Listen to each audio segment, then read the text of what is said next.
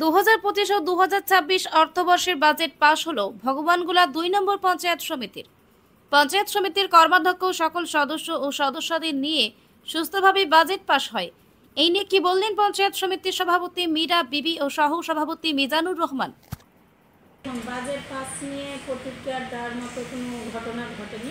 আমাদের আজকে গত 28/2/2025 আমাদের খসড়া বাজেট অর্থের মিটিং ছিল। খসড়া বাজেটের সেই মিটিংয়ে আমাদের কিছু ভুলভ্রান্তি ছিল, সেটাকে আমরা সংশোধন করে আজকে তার 25-26-এর ফাইনাল বাজেট 26/3/2025 আমাদের আজ ফাইনাল বাজেটে আমরা সকলে উপস্থিত ছিলাম।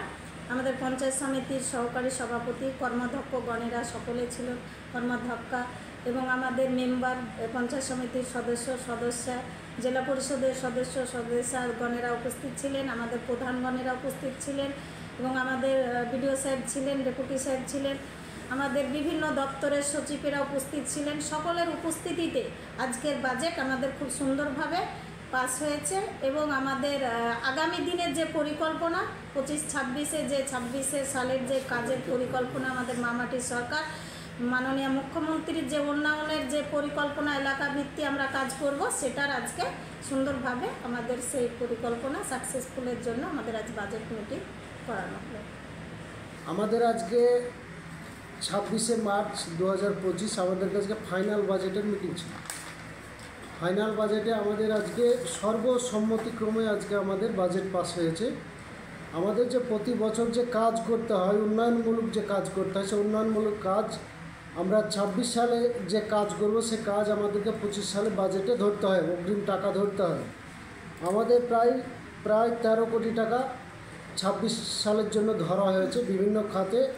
জনস্বাস্থ্যতে যেমন প্রায় 2 কোটি টাকা ধরা হয়েছে, পূর্ত স্থায়ী সমিতি আছে প্রায় 6 কোটি টাকা ধরা হয়েছে। এরকম প্রত্যেকটা স্থায়ী সমিতিতে আপনার ধরা হয়েছে টোটাল প্রায় 13 কোটি টাকা ধরা হয়েছে এবং আমাদের এই বাজেট খুব সুন্দর বাজেট হয়েছে এবং সবারই সর্বসম্মতিক্রমে আমাদের এই বাজেটে আমাদের সভাপতি মহানাট্টু পঞ্চায়েত সমিতির মীরা বিবি ছিলেন এবং বিডিও সাহেব ছিলেন, ডেপুটি সাহেব ছিলেন, সমস্ত জেলা পরিষদের মেম্বাররা ছিলেন, আমাদের যারা বিরোধী পঞ্চায়েত সমিতির সদস্য এবং সদস্য ছিলেন তারা উপস্থিত ছিলেন এবং আমাদের বিরোধী যে দলনেতা তিনিও উপস্থিত ছিলেন এবং আমাদের জেলা পরিষদের সদস্যা এবং টোটাল আমাদের পঞ্চায়েত সমিতির যে কর্মাধ্যক্ষ এবং পঞ্চায়েত সমিতির সদস্য এবং সদস্যা সকলের উপস্থিতিতে সবারই সর্বসম্মতিক্রমে আমাদের বাজেট পাস হয়েছে। কেন্দ্র সরকার থেকে যে আপনাদের রাজ্যের প্রতি বঞ্চনা করা হচ্ছে, সেই দিকে তাকে আপনারা কতটা ভাবছেন যে আগামী যে অর্থ বছর আপনাদের 2026 সাল, সেটাতে আপনারা সাকসেসফুল হবেন?